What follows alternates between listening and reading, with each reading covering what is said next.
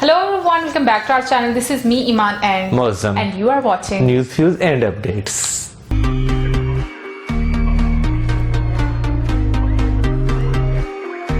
और आज हम बात करेंगे एक और ट्रेलर की जो कि संजू मूवी का ट्रेलर है और हम उस पर रिएक्ट करेंगे। इस मूवी का ट्रेलर टीजर प्रॉब्ली 1 मंथ पहले ही आउट हुआ था और अभी इसका ट्रेलर आया है। तो ये मूवी जो सी है it is written by Rajkumar Hirani and directed by Rajkumar Hirani and this movie is produced by Vidhu Vinod Chopra.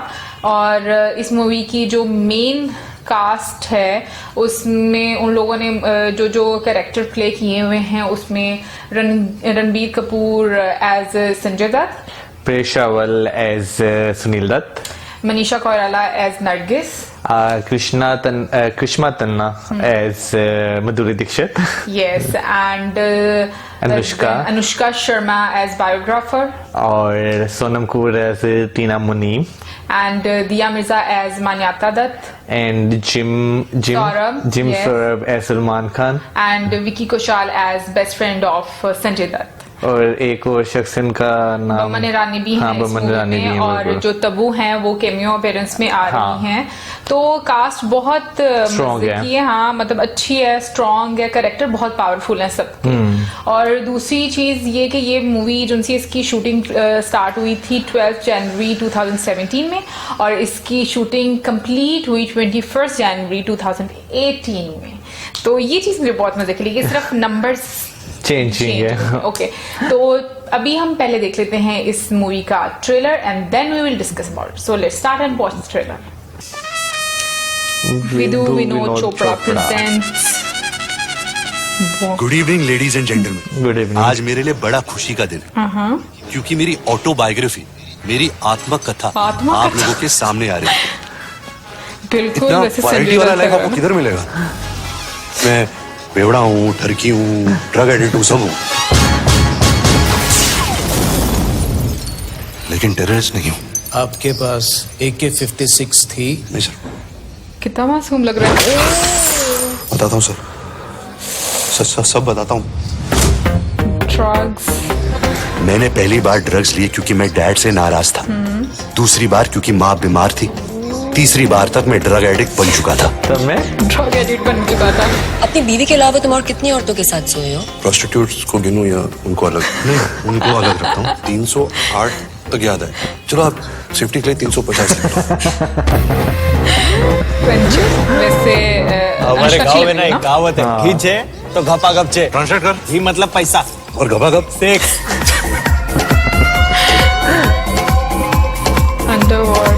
Underworld से दोस्ती करेगा तो प्रेस वाले पीछे पड़ेंगे ही ना।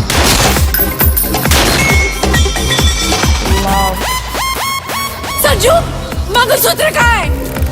Where is my bloody mangalsutra?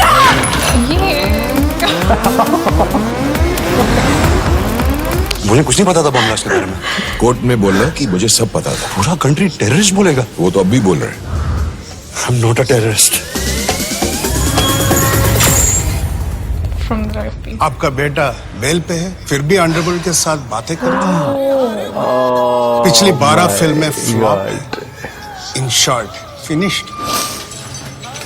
मेरा बेटा कोई गुजरा हुआ वक्त नहीं है जो लौट कर वापस नहीं आ सकता। दादा पोर्ट से पानी आ रहा है, दादा प्लीज हेल्प। टाइगर है तू, टाइगर। रोर, क्या नहीं है? रोर।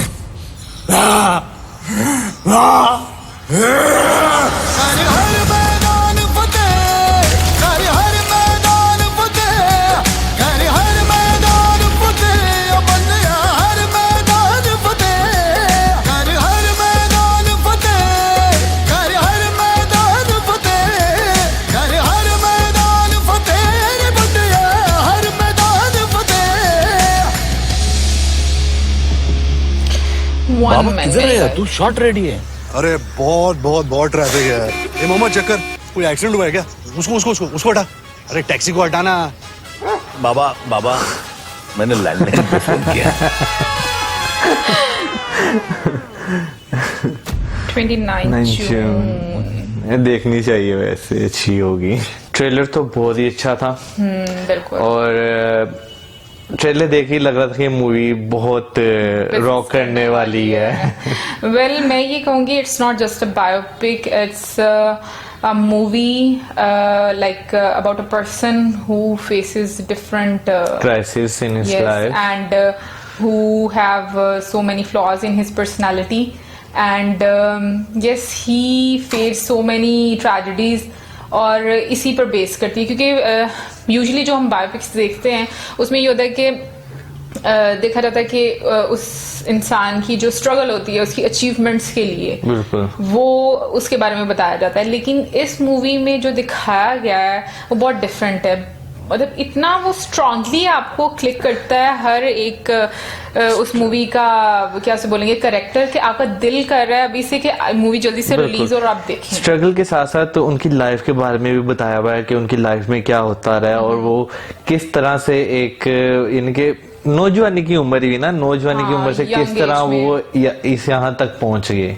लेकिन इसके साथ साथ ये जो अब की जो यंग एज है उनके लिए एक लेसन होगा कि उन इस मूवी के थ्रू कि जो उन्होंने अपनी लाइफ में गलतियां की अर्ली एज में किसी भी रीजन की वजह से और किसी भी सिचुएशन की वजह से, और आप लोग ये मतलब जो हम सब जो यूथ में आते हैं वो लोग ये गलतियां ना करें। तो मेरे ख्याल में ये एक अच्छा सब्जेक्ट है। बिल्कुल सही बात है, क्योंकि देखें गलतियां कुछ ऐसी होती है जिसकी वजह से आपकी पूरी पर्सनल लाइफ भी तबाह हो जाती है, जैसे कि मूवी में भी दिखाया गया है। क्योंकि सुनील दत्त भी जो है वो भी दिखाया उसी मूवी में बीमार हो गए, ठीक है, और उन्हीं के करियर के दौरान ही उनकी वालदा जो थी नरगिस दत्त वो भी बीमार हो गई। तो क्या हुआ कि उन्होंने एडिक्ट यानी ड्रग्स लेना शुरू कर दिए। नहीं, फर्स्ट टाइम में तो वो जब डायलॉग्स बोलते हैं कि फर्स्ट टाइम में वो जब अपने वालिद साहब के साथ उनकी लड़ाई हुई उसकी वजह से ड्रग्स लिए, सेकंड टाइम उनकी मदर की वजह से जो वो बीमार हुई, और थर्ड टाइम वो एडिक्ट हो चुके थे तो उन्होंने ड्रग्स ले लिया। लेकिन जिंदगी में no doubt ups and downs आते रहते हैं, लेकिन ये एक कोई रास्ता नहीं है कि जिसमें आप ड्रग एडिक्टेड बन जाओ। वेल मूवी के साथ साथ इसकी स्टोरी के साथ अगर हम रणबीर कपूर की बात करें तो मैं कहूंगी हैट्स ऑफ टू हिम कि जिस तरीके से उन्होंने एक्टिंग की है, उनकी बॉडी लैंग्वेज, उनके facial expressions, I mean everything superb. बिल्कुल, बच्चे से लेके उन्होंने उनका क्या नाम लेते हैं बुढ़ापे तक का ही कह लें एक रोल किया है, और बहुत अच्छा जो है उन्होंने रोल प्ले किया है इनके। सॉरी मैं इंटरप्ट कर रही हूँ, बुढ़ापा भी इतना आया नहीं इतना आया नहीं, लेकिन उसमें शो तो यही किया ना कि उनकी अब तक जितनी लाइफ है वो सारे का सारा मैच्योर लाइफ तक सारा जो है उन्होंने रोल उनका प्ले किया है, और बहुत अच्छे तरीके से दिखाया गया कि प्ले किया है, प्लॉटिंग बहुत अच्छी हुई है। और मैंने सुना है कि 6 to 7 आवर्स रणबीर कपूर ने लिए हैं कि जब भी वो किसी भी मतलब अगर एक एज का जो उनका कैरेक्टर था उससे सेकंड वाले कैरेक्टर में जब आना होता था तो 6 to 7 वीक्स कम से कम उनको लगते थे उस कैरेक्टर में आने के लिए। इतनी ज्यादा एफर्ट करनी पड़ती थी, और इसके साथ उन्होंने बहुत सारी मतलब सीडीज कलेक्ट की उनकी मूवीज की कि उनकी तरीके से वो जिस तरह के उनके जेस्चर्स हैं, वो फेशियल एक्सप्रेशंस हैं, वो सब कुछ अडॉप्ट कर सकें। तो बहुत मुश्किल होता है। यस, ये बहुत मुश्किल है। हम जैसे लोग तो ऐसे में आई मीन वैसे ही कर लो, कैसे बोलते हैं, एक्टिंग बहुत डिफिकल्ट लगती है और किसी को कॉपी करना इट्स बहुत मुश्किल है। सही बात है। और इसके साथ मैं ये एक भी चीज बताना चाहूंगी कि इस कैरेक्टर के लिए रणबीर कपूर फर्स्ट चॉइस थी और उन्हीं को लिया गया, और जब उनको बताया गया और उन्होंने ही इसको यस किया। और रणबीर कपूर की रिजेम्बलेंस के लिए कि उनकी रिजेम्बलेंस संजय दत्त के साथ ज्यादा से ज्यादा लगे, इसके लिए प्रोस्थेटिक मेकअप यूज किया गया है, और देखें कि काफी ज्यादा रिजेम्बलेंस है उनकी। बिल्कुल। और उसके अलावा मूवी में अनुष्का शर्मा जो है वो सबसे ज्यादा प्यारी लग रही है। Looking so beautiful. अब आपको भी बड़े कमेंट्स आने के अभी अनुष्का शर्मा लगती है। मुझे अनुष्का शर्मा का ना हेयर स्टाइल बहुत अच्छा लगा, बहुत डिफरेंट है और बहुत एक वो मतलब फ्लफी से हेयर कर्ल्स वाले, मतलब बहुत अच्छे लगे, डिफरेंट, इनके काफी अरसे बाद कुछ ऐसा डिफरेंट देखने को मिला है उनमें। और जब हम लोग टीजर देखा था ना तो मुझे उस टाइम पर ये लगा था कि मे बी जो अनुष्का शर्मा वो कोई लॉयर का रोल प्ले कर रही है, लेकिन बायोग्राफर है वो। और इसके अलावा जो मूवी में सेट यूज किया गया है चाइल्डहुड का, जिसमें संजय दत्त हैं वो अपने पेरेंट्स के साथ रहते हैं, वो वैसा ही सेट लगाया गया है और वो सेट 25 डेज में कंप्लीट किया गया था। और संजू नाम जो उनका है वो उनकी मदर उनको संजू नाम मतलब बोला करती थी, इस वजह से संजू नाम रखा गया। और एक और मजे की बात मैं ये बताना चाहूंगी जो कि बहुत मैं ये कहूंगी कि एक मुश्किल इसलिए है क्योंकि हम सब लोग जो है ना वो अपनी नेगेटिव साइड और अपने फ्लॉज किसी को दिखाना नहीं चाहते। तो जब ये इस मूवी का स्क्रिप्ट वगैरह रेडी हुआ तो जो राइटर थे उन्होंने बोला संजय दत्त को कि आप अगर कोई लाइंस वगैरह चेंज करवाना चाहते हैं तो आप करवा सकते हैं, लेकिन उन्होंने बोला नहीं, जिस तरीके से है मैं वो ही सब दिखाना चाहता हूँ। तो ये मुझे मतलब इस कदर वो लगा ना कि ये बड़ा एक बड़े दिल की बात होती है, जिगरे वाली बात है। इसके लिए आपको बहुत ज्यादा हौसला चाहिए होता है कि आप अपनी गलतियां दूसरों के सामने प्रेजेंट करो कि हाँ हम लोगों ने इस तरह से किया है, मतलब गलतियां। लाजमी बात है वो इस तरह अपनी गलती रिप्रेजेंट कर रहे हैं, हो सकता है मैं भी उन्हें देख के कोई अपने आप को सुधार ले, वो इन फ्यूचर ऐसा कुछ ना करे। एग्जैक्टली इसीलिए मैं कह रही हूँ कि ये जो बायोपिक है ये हम यूथ के लिए एक लेसन है कि हमें सीखना चाहिए कि ड्रग्स में और मतलब किसी भी किस्म का हो, आप एडिक्ट किसी भी चीज के हों, वो ड्रग ही होगा। मतलब आप ये देखें कि मतलब वो आपको हर चीज से दूर करेगा। ड्रग किसी भी किस्म का हो, बेशक आप उसे डिफरेंट पी रहे हैं, आप बेशक उसे सूंघ रहे हैं, जो भी कर रहे हैं, लेकिन वो आपको दूर करेगा सारों से। और आपको आज की मूवी का जो ट्रेलर था उसमें सबसे अच्छा डायलॉग या सबसे अच्छा सीन कौन सा लगा? मुझे एक सीन, वैसे तो मुझे हर सीन ही बहुत अच्छा लगा उसका, मतलब कि इतनी वो आपको इन्वॉल्व करने वाली मूवी है ना कि मुझे लगता है कि आप इन्वॉल्व भी रहेंगे। लेकिन एक मुझे वो बहुत अच्छा लगा है जिसमें ना वो उससे पुलिस वाला पूछता है कि तुम्हारे पास पता नहीं AK-47 गन इस तरह से वो है या नहीं, और वो ही सेड नो, और फिर उसके बाद वो थप्पड़ मारता है और फिर वो बोलता है आपके पास AK-56 थी? नहीं सर, बताता हूँ सर, सब बताता हूँ। इतना मतलब वहां पर इनोसेंट लुक आ रही थी और कुछ वो जो आगे जब वो जेल में होते थे और जहाँ पे उन्हें पूरा न्यूड कर देते हैं, हाँ मतलब बहुत मुश्किल और हार्ड टाइम है। मतलब जो वो सीन जिसमें जो वॉशरूम में से गंद बाहर आ रहा होता है, ये भी फ्लश आउट हो रहा होता है ना। दादा पोर्ट से पानी आ रहा है, दादा प्लीज हेल्प।